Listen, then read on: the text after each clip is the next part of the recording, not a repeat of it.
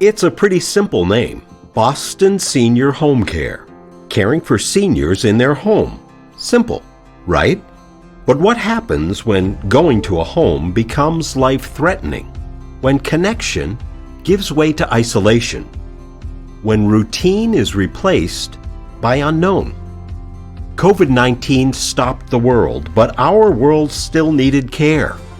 Tonight, you'll meet organizations and individuals who navigated the waters of a worldwide pandemic, not just to do their job, but to carry out their mission, ensuring that all those that we serve are safe, healthy, and treated with dignity. Welcome to Forever at Home.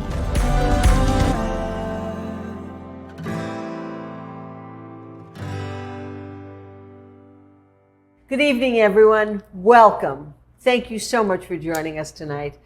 I hope you know I'm Susan Warnick. You're probably sitting there thinking she looks a little familiar, but it's been a while since I've been on television, and so you're thinking, boy, she really looks good, huh? Come on, admit it. No, I know you're not thinking that. You're probably thinking, she never ages. You're probably not thinking that either. You're probably thinking, boy, she can gain some weight, huh? Well, whatever it is. We're all together, not in person, always my first choice, but we are together in heart and spirit and soul, because tonight we're doing something really important, and I am thrilled to be hosting our virtual event, Forever at Home. Now, as you know, Forever at Home is Boston Senior Home Care's annual fundraising event, and it's really important. While we wish, like I said, that we could all be together this year, you're going to enjoy tonight's event because it's very special as we honor our COVID heroes and partners. Who are they? Well, we're going to tell you. You're going to find out about some of the amazing people who have not only changed lives during this horrible experience, but they've saved lives. They've helped people get food. They've helped people get shots. They've helped people get company. They've just helped people. We're going to talk about that tonight with my friend and CEO of Boston Senior Home Care, Meg Hogan. And before I let you speak, I just have to say this, Meg, because I know that I've had an opportunity to say it at our live events, but I haven't had a chance in the last couple of years. I love you. I do. I love you. I love you. I love your organization. It is very special to me because I think a lot of people know that I took care of my mom at home for the last 5 years of her life. Myrna Billion lived to be 103 years old. But I so appreciate everything that you all do. And I'm so thrilled to stand with you. And you have had some, I mean, it's not even a year, it's been more than a year, almost a year and a half now. Yeah, it's been about 18 months. Wow. So, but I do want to say that it is always special to have you here, that you have supported us in the last few years, and we really appreciate that because you're supporting us in terms of our programming, you're supporting us in terms of our mission, and that's so important to us. I know how important your mission is, believe me, because like I said, I saw it firsthand. And I think that it's what we're going to talk about. A lot of people who are watching are our friends, and they know what you do all the time. But it's important to emphasize and to introduce some of the real heroes and the other people, your partners. Yes. And let's talk about that. That's great, because I know that a lot of you out there this evening, you're here to support Boston Senior Home Care, which we truly appreciate. I also know you're here to support your colleagues who are being honored tonight, and I have to tell you, it is well deserved. We have our COVID heroes, which we want to honor, and that is the Age Strong Commission, it's the Boston Housing Authority, and it's Maloney Properties. Together, we just did amazing things.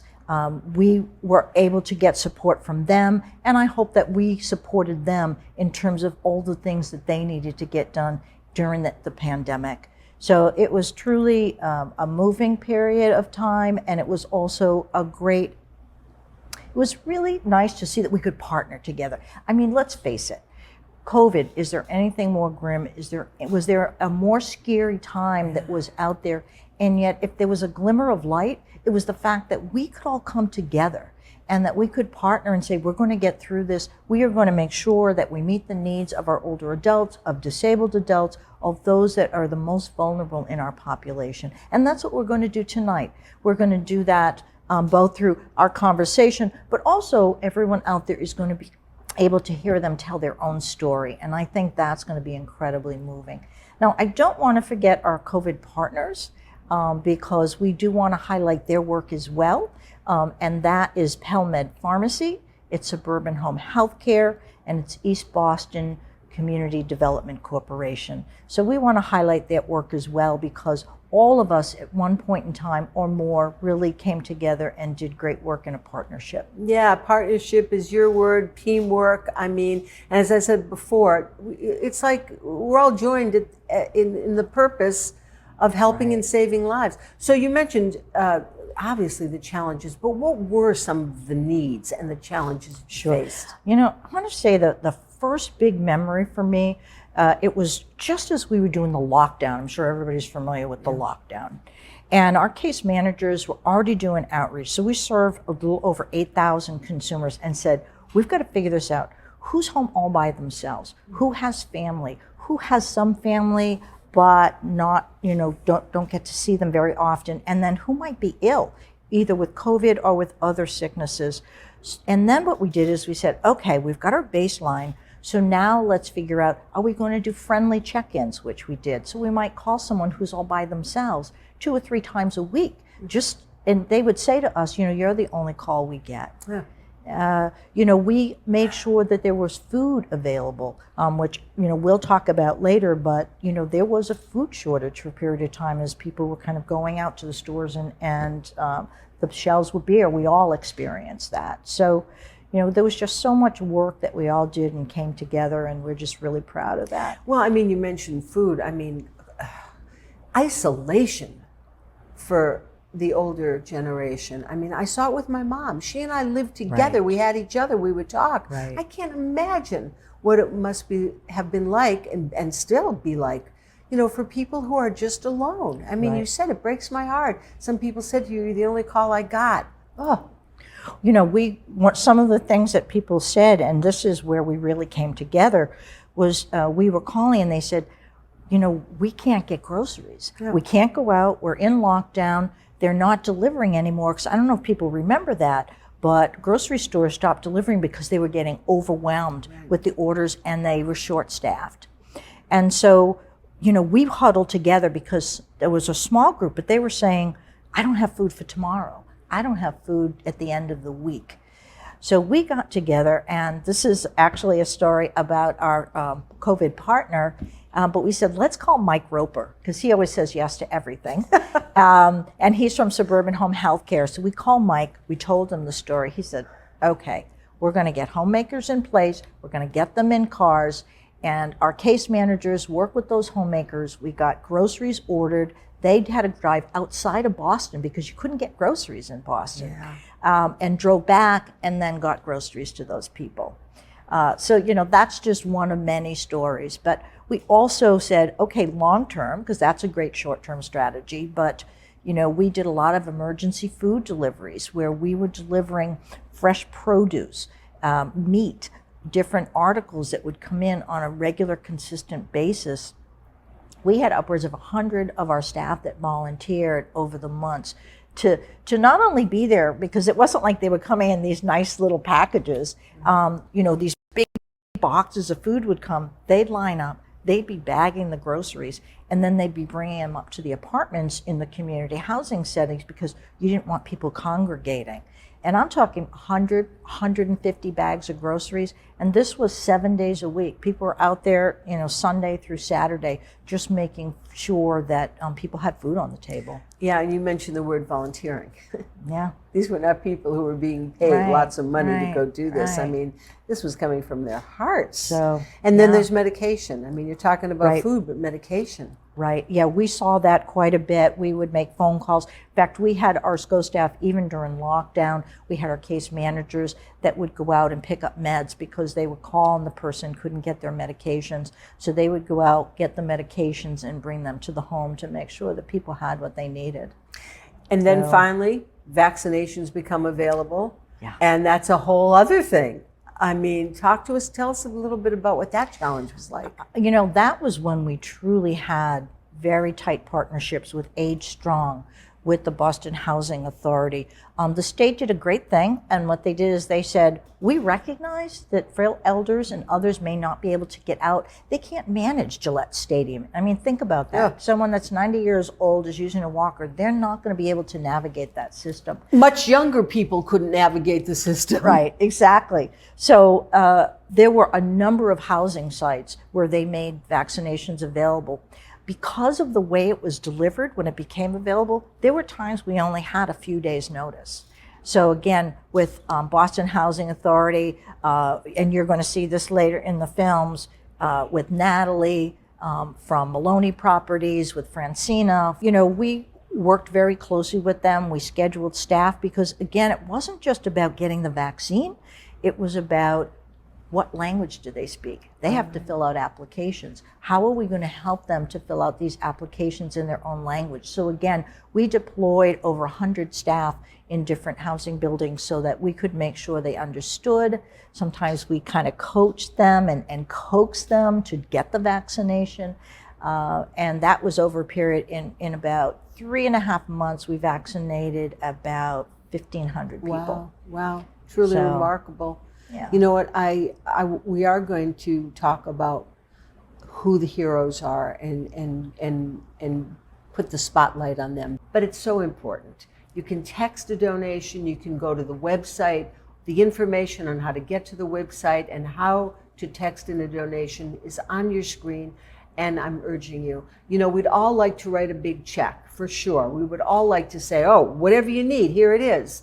We can't. But what we can do is we can work together, and if we all write whatever we can, it'll make a huge difference. And I'm going to remind you of that because it is so important.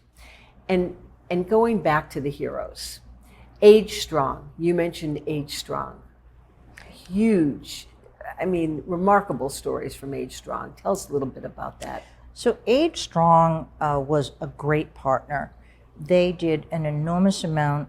For example, when we were doing food delivery, we partnered with them because they were able to get fresh produce. So we said, great, let's hook up. We can get the boots on the ground. We've got staff who can deliver the groceries if you can get us the food. When we were doing clinics, for example, at Tufts Medical Center, suddenly within a few days, we ended up calling a lot of people to get them there because Age Strong put that together. I remember Emily Shea, who's the commissioner, she and I would be talking at 9 o'clock Saturday night, we'd be talking at 7 o'clock Sunday morning, because, the goal is to get those slots filled to make sure not only that they were there, but how are they going to get there? Can we get transportation? Do they need a companion? Do we need to hook up someone because they can't really go by themselves? So again, this was a very strong partnership, and it kind of echoed through the pandemic in terms of the work that we did with them. Age Strong, folks. We have a video. We'd like to introduce you to them and let you know a little more of what they've done. The Age Strong Commission is the Council on Aging and the Area Agency on Aging for Boston. So we work with Boston residents over the age of 60. We help to give them information and also help with things like benefits, transportation, volunteer programs. When COVID hit, people's emergency needs rose to the top. So the need for food, the need for accessing their medication, the need for social connection. In the past, we were out in the community, we were engaging with people in the office and over the phone, and we went to almost all over the phone, so we were just flooded with calls. At one point during the pandemic, we had close to 800 calls coming in our office a week. In our office, to manage the calls, we set up a call center, and we were able to get all of our staff trained on the call center. They were fantastic. We also partnered with many, many different partners, including Boston Senior Home Care, the Mayor's Office of Food Access. We had a food team from the BPDA, so many different food partners, About Fresh and Ethos and Central Boston. We had a team of volunteers that was packing food from the Greater Boston Food Bank, so it would get delivered in big big containers. A little later in the pandemic, we were able to partner with About Fresh and all of their partners to be able to contract out for food to be delivered to people's homes. So we set up a specialized team in our office that was just focused on vaccines. We created an intake form to handle all of the calls coming into our office, and then our vaccine team, made up of people that spoke all different languages, would call folks back and help them to register for the vaccine. In the end, we ended up connecting about 3,600 older Boston residents to vaccines. When I was notified of this award, the first thing I thought of is, my team really deserves this. They worked day in and day out. Front and center in our minds is Boston's older residents and how we support them. And that's what people were thinking about throughout the pandemic, and that's what they were working towards.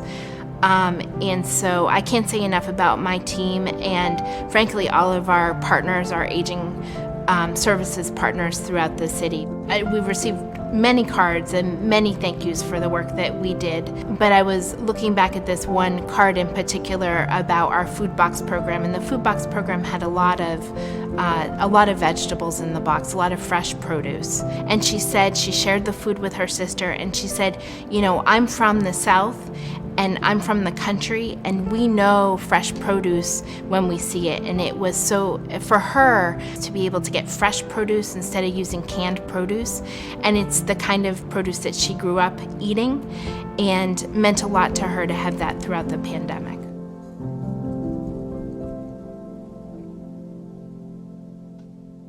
Congratulations to Age Strong. What a remarkable organization. What a remarkable story, Meg. I mean, to think something as simple as a fresh apple or a vegetable that we take for granted, and they made that happen for so many people. Congratulations again and again and again, and also thank you. Yeah, they were terrific to work with. They opened doors for us, for example, when we were trying to get the vaccination out, and we were trying to contact multiple housing sites, and I'd reach out to Emily and say, look, I know it's in 4 days and I can't reach the person. We tag team, she'd reach out. The next thing I knew, they'd call so that we could make sure and get those vaccines done. So yeah, they've been amazing. They were an amazing partner, and they did just such incredible work during the pandemic. Truly, So, COVID heroes. yeah. Truly. And they're not alone. I mean, frankly, folks, we could be on this video for hours, for days, thanking everybody. It was probably really hard for you to pick the people who, we were going to spend time tonight honoring, because there were so many people. But I know that the city of Boston, in many ways, in different organizations and agencies within the city, really stepped up. Yeah, they really did. And so another hero. Another hero would be the Boston Housing Authority. Yeah. And that's where, actually, they helped in both instances. They really helped us to set up at the buildings when we had said, hey, we can bring in pounds and pounds of groceries, but is it okay? Can we get tables set up? Because it might be on Saturday, and who's going to be there, and the doors are locked. So they were very helpful in terms of making sure and supporting us in getting the food delivery done. They did a lot of their own food delivery, I have to say. So this was a partnership in that light. But also during the vaccinations, we worked very closely because, of course, they're overseeing all of these supportive housing and community housing sites. They just did an outstanding job of pulling all those together. I mean, it was, again, it's really hard to explain to people how fast and furious all of this happened. It's Sunday and you're good, and then it's Monday and they're saying, hey, we're going to be wanting to do vaccine clinics on Thursday, and can you get 24 staff set up for that? And they just work so hard to make sure that all of that happens. Yeah, So, and by the way, people aren't supposed to congregate, Right. and we can't do a big Exactly. group. We Right. can't say, come on down to room, to the conference room, and everybody. Right. I mean, Right. it's overwhelming. Yeah, it just really thinking is. about it. It is. And speaking of that, really trying to address the issues. Now, this is the population you're already talking about that are suffering from isolation, from related depression from isolation, and now you've got lockdown. They can't even go to a community room and congregate together and visit and so on. So I think that was the other piece that Boston Housing Authority worked with us on, is really trying to make sure that we were doing things, even if it was virtually, to try and engage people. And I know they themselves did a lot around that as well. Yeah, I mean, there are people home alone watching television, probably scared to death, Right. who just didn't fully understand what was going on. Right. So yes, so the Boston Housing Authority, truly heroes. Right. We have a little video we'd like to show you. So life before COVID was very busy in supportive services. There was a lot of socializing between residents. There were a lot of programming. And then COVID came and it all came to an abrupt halt. At the Boston Housing Authority, a lot of the conditions that were really lifted up under COVID existed previously. We had a lot of food insecurity. We had a lot of mental health and physical health needs. They have average income of about $15,000 per household. The biggest challenges were to make sure the residents were okay. We're a large public agency with 800 employees. We're kind of a cruise ship. We're not a jet ski. And so literally overnight, we had to respond. All of a sudden, all bets are off about how you can keep people safe. What kind of restrictions did we have to place on our residents? What kind of restrictions would we place on our employees? We went to kind of addressing the most urgent needs, and that included food. It also included wellness checks for elders, and in partnership with Boston Senior Home Care and the Age Strong Commission and other partners, we very quickly set up an infrastructure to reach out to all of our elders and check on them. I was really struck with how important our decision to do the vaccine clinics on site was for so many of our residents. There was a lot of hand-holding. We walked up to the vaccinator tables with some residents, like holding their hands, and they're shaking. But they're still happy. And then once it's over, they're like, oh, I could barely feel that. That was it. In that way, we managed to get a lot more people vaccinated, because otherwise they could not have navigated the system at all.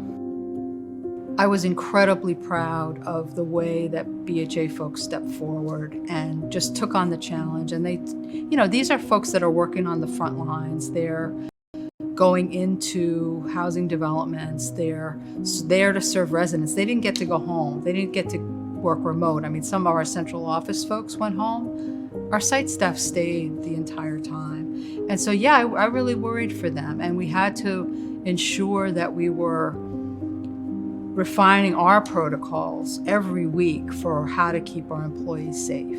But I think it's really important that we remember that, this is a population that had a lot of needs pre-COVID, and we've really failed them if post-COVID we just go back to the way things were.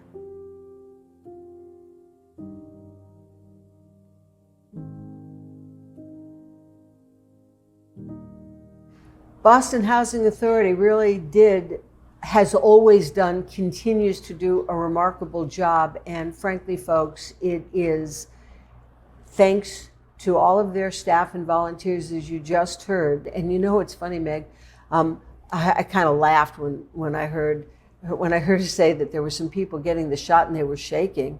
I was one of them. Right. I was one of Right. them. I mean, I can't imagine what an older adult was going through, knowing what I went through. It was Right. so many unknowns. Right. But Boston Housing Authority, truly heroes. They and really we have are. another hero that we want to highlight tonight, Maloney Properties. Right. So Maloney Properties had approached us. This was the point in time when the vaccine clinics were really starting to become up and running, and they had some enormous buildings. It's one thing when you go in and there's 40 apartments or 80 apartments. They were in the hundreds in terms of, I want to say one building we did had around 254 residents in it, and they desperately needed help. I mean, that is, to your point, you don't want people congregating, but you want to make sure they come down. You want to make sure they're secure. And we're also dealing with multiple languages. So you'll hear from Natalie, who would call say, oh, do you have someone who speaks this language or that language? And can you get that by tomorrow? Yeah. Because our person can't make it that speaks that language. And it was just a great partnership because you just go, yes, and then you go, okay, how are we going to do that? But again, you know, our staff at Boston Senior Home Care were phenomenal. I would write and say, I'm really sorry, it's Saturday morning. Can you make it out to East, you know? So it And really they did. worked out, and they did. And they did. That's the bottom So, line. you know, but Maloney Properties was great to work with. I remember the story with Natalie. So Natalie is one of the frontline staff. She's out there. She's making this happen. So we get our staff there and we're like, okay, we're going to do applications today. We're going to walk them through in the different languages. And then CVS shows up with the vaccinations. We went, okay, we're not just doing applications, you know, and, you know, all you could do is just laugh and say, okay, whatever. On to the next thing. Okay, Wow. you guys can do the applications. You know, how are we going to move this around? So we're going to, you know, change the flows. So now they're also going to get the vaccination. I mean, they, again, you know, they were just a great group to work with. We just all kind of went with the flow, and we made it work. You made it happen. We made You it happen. work. Folks, So- here's a little more on Maloney Properties. From the work side, prior to COVID, it was our standard working to keep our residents safe and happy and healthy. It was a storm that we were not expecting, and I think we're not prepared for. Everything changed. Everything changed upside down. I think one of the hardest part is the fact that people were unable to actually come to your office or make an appointment and see you, to talk to you. The challenges are that we have a highly vulnerable population that we work with. We work with seniors, we work with individuals with disabilities, we work with folks who are immunocompromised. So we were meeting at least once a week in order to come up with different solutions and different way to reach out to the resident. I think the safety part was the most scary for us, is making sure we could keep everybody safe, and knowing they were in our hands. Everyone would become a family and work together as a team to see what we can do. We buy food, we do the shopping, deliver medication, we picked it up. We come up with different ideas of getting credit cards and ordering online and have it delivered. We have so many amazing partners and team players. We were reaching out to the Age Strong Commission. We were reaching out to Boston Senior Home Care and saying, can you help us? You know, do you have people that can come? Everybody was focused on the same goal, which is we have to keep people safe and we have to try to get this under control. We know that there were a lot of group of people that didn't want to take the vaccine. As I was going through the receipts and trying to sort things and put everything into the system, and then to see their name on the list and to see them here today, it's a proud moment to smile about. So I'm very proud of that accomplishment. Husband and wife, been living in the building since 2004, in their late 70s, and the wife contracted COVID and ended up in the hospital. He could not see her, he could not communicate with her, and we got word that she was dying. And so we called the Age Strong Commission, Emily Shea, and said, Emily, can you help? This is the circumstance. She said, I think we can figure it out, and got the city to donate a tablet. The resident services coordinator, Javona, went and picked up the tablet. She got it programmed, and they were able to continue to communicate while she was in this process of dying. And the miraculous thing is that she survived. And they really think that this has to do with the fact that she had contact with her husband. They could see each other. They could talk to each other. So it demonstrates how important it is for us to have each other in relationships. Like when everything else falls away, it's that human contact and connection that makes the difference. So that for me, it was like, I'm so glad we could be part of that, you know, that we could help. Wow. Well, I think I'm going to need to take a little break. What a story. Oh, Yeah. my goodness. Yeah. And the best part is it has a happy ending.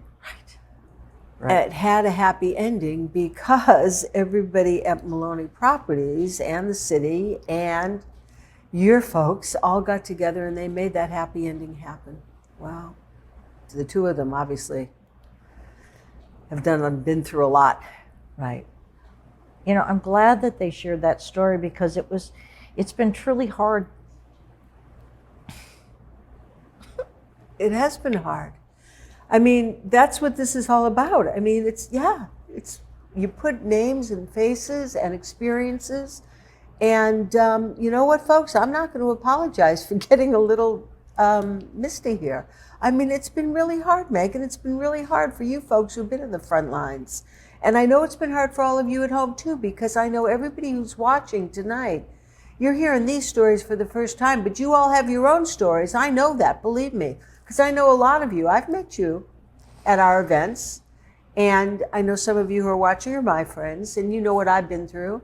And we've all been through this together, and that's why this virtual event tonight is so important, because we all have to work together.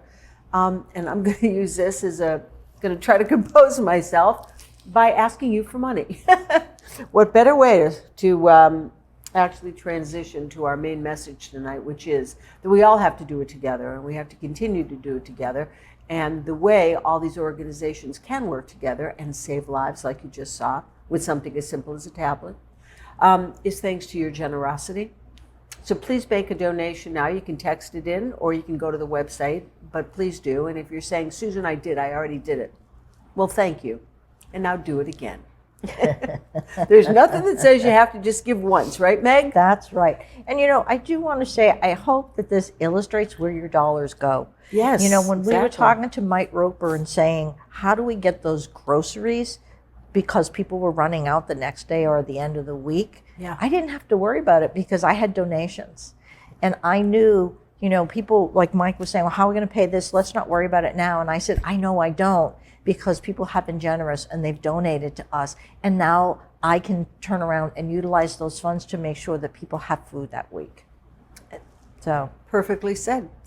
And now we're going to talk about some of your COVID partners, because, no matter who you talk to, this is one of the things I love about all of you. You say, congratulations, you did a great job. And no matter who you're talking to, they say, it wasn't me, it wasn't just our organization, Right. It was everybody, it was Right. a team, it was the universe. And I know you had a lot of partners, so let's spotlight your partners. So I've talked a lot about Mike Roper Yeah. in Suburban Home Healthcare. As I said, he was just amazing. He helped us, whether it was food delivery, but he also was able to get it so that his group could offer vaccinations. So we were able to partner with him and our other COVID partner, PelMed Pharmacy, so that they could come together and do vaccinations in different sites. Because what was happening is that as the vaccination became more widespread, it actually became difficult to find pharmacists who would be available to do this. So between Mike Roper and Suburban and PelMed, they both came through for us. We were able to book things ahead, so we had more than 3 days, which was always terrific at this point. And again, we were able to go to South Cove apartment complex or other complexes and know that people didn't have to go out, but they could do the vaccinations there. And you said before something that's so important, and anytime you call Mike, you say, Mike, can I ask you something? And he always says yes. Right. Before you've even asked for what Right. it is. So, Mike, I hope you're watching tonight, and I know a lot of your friends and relatives are too, so huge thank you. And we have a video so that people can learn a little bit more about Mike and his group.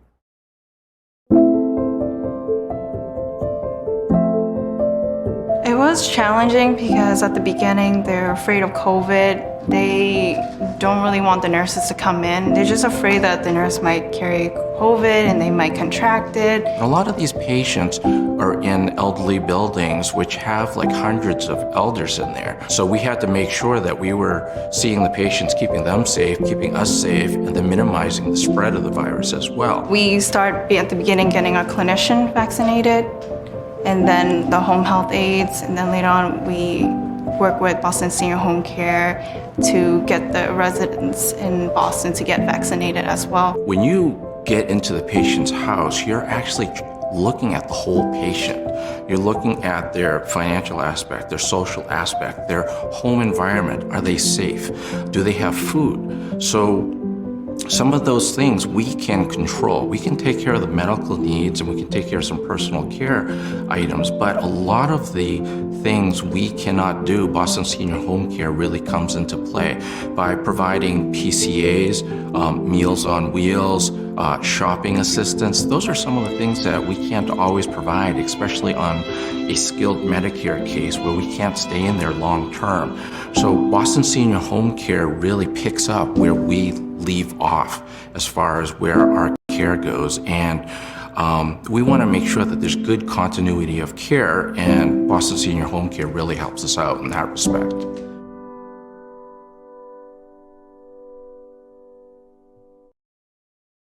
That was nice. Yeah. And it's so true. I mean, Boston Senior Home Care does it all every day, 24/7. And that's really the message that I hope everybody is getting as we're explaining what you've been through the last 18 months. It's just mind-blowing, mind-boggling. And I think, when you hear what that gentleman said, what's really important is that very smooth and warm handoff. So, one person isn't going in a silo and then they disappear and then Boston Senior Home Care's up. No, we're working together. We're having conversations. We're saying, how did it go when you were in there? What are the things that you assess that they need? How can we best serve that person? And of course, we go in and do an assessment. But it just makes a world of difference to have a partner like Suburban. It's the continuity of care. Exactly. And there are so many different aspects of it, as we've talked about tonight. Right. So another important partner, East Boston Community Development Corporation. It's a mouthful. It's a lot of words. Tell us a little bit about how you partnered with them. They were another group that has a number of community housing sites, and we overlap because that's a lot of our consumers live in that territory. And so Jeff Buono reached out and said, hey, can you help us? Because we've got sites all over and we just really need the support to be able to distribute the vaccination. So of course we stepped up and we said yes. Now, we were more than happy to help, but there was some just terrific stories that came out around the consumers being able to actually have a social interchange now. There was one building, they have barns that was a school. And when I was there, it was on a Saturday, so leadership at Boston Senior always tried to do the weekend so staff did not have to. And the consumers and the residents that we were talking to were telling tales, they were telling stories, and one said, I went to school here. Oh. And another chirped up and said, I went to school here. So these people, actually this is their school environment. We're in there where they would have held plays because there's a nice stage there and everything. They're saying, yeah, I went to school here and now this is my home. So it was just such a compelling moment in time to be able to say, this is kind of astounding. Yeah. But they were, East Boston was a terrific partner. Jeff and Lisa, who ran the buildings, just did an amazing job to make sure that the residents were comfortable. They got their shots. They were able to do a bit of socialization and then move on. That's another great story. I mean, there are so many great stories, and here are a few more. This is a little video we want to show you so that you have an even better understanding of what we're talking about. Well, normal, we run about 700 units. A normal, typical day, we handle our work orders, interact with the residents. We have, meetings and community and gatherings. We'll have lunches and barbecues and everything like that we do, and yoga classes and exercise classes. Then COVID hit, and we basically, since we dealt with the frail elderly, which was the highest priority, we had to stop interacting. I had to send my managers home. My maintenance crew only went in for emergencies to do work orders, if they even could. The biggest challenges was actually giving the care and taking care of their apartments every day. I mean, every day was a challenge of how to get in there and not expose them to us. Emily Shea, through the AIDS Commission, and she hooked me up with Boston Senior Home Care. They started partnering us with this clinic world of what we could start doing. And we also worked with them on some food issues. Some of my managers did reach out to them and talked about getting some food deliveries. But I worked directly with the Boston Senior Home Care for my clinics, for the COVID clinics. So for the clinics, obviously with the federal program, we partnered with CVS. And Boston Senior Home Care was in touch with me right at the very beginning of that program coming out to how we can organize it, what I needed, what supplies I need just to run the clinic, the PPE stuff, the pens, notebooks, just papers, ideas, how to run it, keep people safe was massive. I did it on 5 different properties. So how to run it every day was what I talked to them about almost consistently. Every few days I think we talked till I got that clinic signed up. I think what you learn is, from my world, from my job side is one thing, but my job world, we learned seeing these people every day, it has an impact on you. They impacted our life every single day. And seeing them go through this was tough. And seeing them see people's mental states changing, we weren't ready for it. So I think for us, in terms of us, as we're coming back out of this, I think we want to put more into the properties to help take care of them and give them what they need again and bring it all back as soon as we possibly can, the safest way. But I think that's what it does. And personally what it does is it brings you closer to people you love and care about.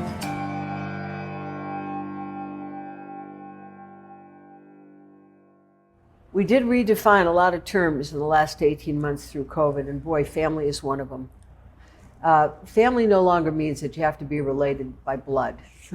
There are a number of ways that you can be related and connected to people, and what a great example we have here. Indeed. So Meg, another one of your partners, PelMeds, you've mentioned them many times. Explain to people why they're so important. That was important because at that point in time, it was getting more and more difficult for pharmacists to be available to give the COVID vaccination shots. So, it was kind of a conundrum because one, you were seeing the actual dosages were limited, but at the same time, trying to find someone to come into the buildings. And again, it was so important that we could bring that vaccination to our older adults, to individuals with disabilities. So they weren't trying to navigate Gillette or Fenway. And there was PelMed, and PelMed was amazing. They were another can do, yes, we'll be there, when can it happen? And we also, again, I think I'd mentioned, we got the luxury of having more than 3 days to plan, because then we knew, okay, we've got a couple of weeks, we know they're going to be there, and they just became such a terrific partner through this whole process. So, and folks, here's a little more information about PelMeds. So we're a pharmacy based on packaging and delivering medications to those that can't afford or can't go to a drugstore. So once COVID came and the vaccine arrived, we're asked to help the state vaccinate all those in congregate care.